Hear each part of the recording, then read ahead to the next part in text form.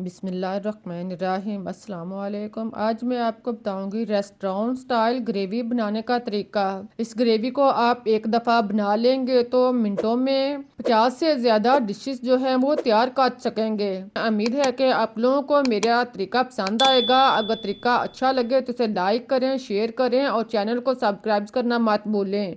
तो इसके लिए हमें जिन चीज़ों की ज़रूरत है वो है हमारे पास टमाटर आधा किलो। इनको आप दो कार साफ़ कर लें। अच्छे किस्म के फ्रेश टमाटर लें, इनको दो कार साफ़ कर लें और फिर आप इनको टुकड़ों में काट लें। टमाटर से आप आधे प्याज लें, 300 ग्राम प्याज लें, इनको भी आप छिलका उतार कर काट लें। अदरक और लहसुन आप साफ़ कर लें और हरी मिर्च भी आप 4 से 5 अदद ले लें। इसके आप पेस्ट बना लें, कूट लें। अब आपने जिस बर्तन में ग्रेवी बनानी है इसमें आप 2 से 3 चम्मच ऑयल डालकर गरम करें। जब ऑयल अच्छी तरह गरम हो जाए तो आप इसमें कटे हुए प्याज डालें। प्याज डालने के बाद आप इसको 5-6 मिनट तक फ्राई करें। साथ में आप चम्मच चलाएं वक्फे वक्फे से, ताकि प्याज जो हैं वो अच्छी तरह नरम हो जाएं, लग लग हो जाएं। जब प्याज इस तरह सेपरेट हो जाएं, नरम हो जाएं, इनका कलर चेंज हो जाए इस तरह का, तो आप इसमें कटे हुए टमाटर डाल दें। टमाटर डालने के बाद आप इसको मिक्स करें, चम्मच चलाएं और इसे आप 3-4 मिनट तक पकने दें, यहाँ तक कि टमाटर का पानी जो है वो खुश्क हो जाए और टमाटर के टुकड़े जो हैं वो नरम हो जाएं।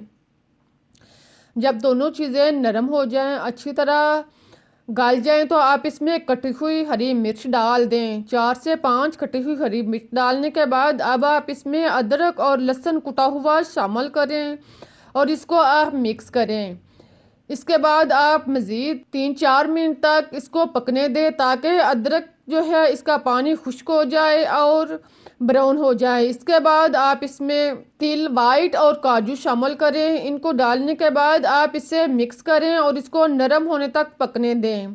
जब सारी चीज़ें अच्छी तरह नरम हो जाएं तो आप इसमें हरा धनिया, इसको आप साफ कर लें, टहनियों समेत आप इसको शामिल करें और इसे मिक्स करें। इन सारी चीज़ों को आप अच्छी तरह नरम करें। जब सारी चीज़ें अच्छी तरह नरम हो जाएं, सॉफ्ट हो जाएं और ब्राउन हो जाएं, इस तरह की तैयार हो जाए तो चूल्हा बंद करके इसे उतार दें और इसे ठंडा होने दें। नॉर्मल हालत में होने पर आप इसको पीस लें। इसको आप ग्राइंडर में डालकर या मिक्सचर में डालकर आप इसको पीस लें, ग्रेवी की तरह बना लें। अपनी आसानी के लिए आप इसको 2 हिस्सों में भी तकसीम कर सकते हैं, ताकि ग्रेवी जो है वो अच्छी और बेहतरीन तैयार हो। देखें, इस तरह आप इसको ग्राइंड करके एक साइड पर रखें। अब आप चूल्हे पर दोबारा से देगची रखें। इसमें आप आधी प्याली ऑयल डालकर गरम कर लें। जब ऑयल अच्छी तरह गरम हो जाए तो आप इसमें सुरख मिर्च गोल 4 से 5 अदद शामिल करें। फिर आप इलायची सब्ज़ 3 से 4 अदद शामिल करें और इसमें एक पत्ता कड़ी शामिल कर दें। कड़ी पत्ता डालने के बाद आप इन सारी चीज़ों को ब्राउन करें। 1-2 मिनट तक चम्मच चलाएं और इनको ब्राउन कर लें। फिर आप इसके अंदर ग्रैंड शुदा ग्रेवी मसाला जो है वो इसके अंदर डाल लें। बर्तन को आप अच्छी तरह चम्मच से साफ कर लें। चम्मच चलाएं, आप देखें कि अब छिंटे जो हैं वो बाहर आना शुरू हो चुके हैं। अब चूल्हा जो है वो धीमा कर दें, ताकि छिंटे जो हैं, पानी जो है वो बाहर ना आए। अब इसी तरह चम्मच चलाएं और इसको आप अच्छी तरह ऑयल में मिक्स करें। 2-3 मिनट तक इसी तरह पकाने के बाद अब आप इसमें सुरख मिर्च पीसी हुई 2 चम्मच शामिल करें। हल्दी पीसी हुई 1 चम्मच डाल लें। नमक 2 चम्मच या टेस्ट के मुताबिक डाल लें। नमक डालने के बाद अब आप इसमें ज़ीरा पिसा हुआ 2 चम्मच शामिल करें और खुश्क धनिया पिसा हुआ 2 से 3 चम्मच डाल लें। इन सारी चीज़ों को डालने के बाद 1 चम्मच कसूरी मेथी डाल लें और इसको आप अच्छी तरह मिक्स करें। चम्मच चलाएं और इस मसाले को अच्छी तरह भून लें। इसको आप 3-4 मिनट तक अच्छी तरह भूनें, यहाँ तक कि मसाले जो हैं वो इसके अंदर अच्छी तरह जज़ब हो जाएं, तैयार हो जाएं, भुन जाएं। फिर आप इसका ढक्कन बंद करके आप इसे नॉर्मल आंच पर पकने दें यहाँ तक कि ग्रेवी का पानी जो है वो खुश्क हो जाए। आप 4-5 मिनट तक पकने दें। इसके बाद आप चम्मच चलाएं, ढक्कन ऊपर करके आप चेक कर लें कि ग्रेवी जो है वो तैयार हो चुकी है, इसका पानी जो है मुकम्मल तौर पर खुश्क हो चुका है। अगर ग्रेवी का पानी खुश्क नहीं हुआ तो आप 1-2 दफ़ा चम्मच चलाएं, इसको मिक्स करें और फिर आप इसका ढक्कन जो है वो दोबारा से बंद कर दें ताकि ग्रेवी जो है वो अच्छी और बेहतरीन तैयार हो जाए। इसी तरह आप इसे मज़ीद 5-6 मिनट के लिए लो आंच पर रख दें। इसके बाद आप ढक्कन ओपन करें, आप देखें कि आप घी जो है वो अलग होना शुरू हो चुका है। जब घी अलग होना शुरू हो जाए, ग्रेवी जो है वो घी छोड़ दे तो समझ लीजिए कि तैयार हो चुकी है। आप चम्मच चलाएं और इसको आप अच्छी तरह मिक्स करें। इसका पानी जो है मुकम्मल तौर पर खुश्क करें। स्टोर करने के लिए आप इसके अंदर पानी जो है वो बिल्कुल ना छोड़ें। जितना आप ग्रेवी को अच्छा तैयार करेंगे इतनी ही देर तक आप इसे इस्तेमाल कर सकेंगे। इसके अंदर से कड़ी पत्ता निकाल लें और फिर उतार कर नॉर्मल हाथ में करने के बाद आप इसे बाउल में डाल लें। आप देखें कितनी अच्छी ग्रेवी जो है वो तैयार हो चुकी है।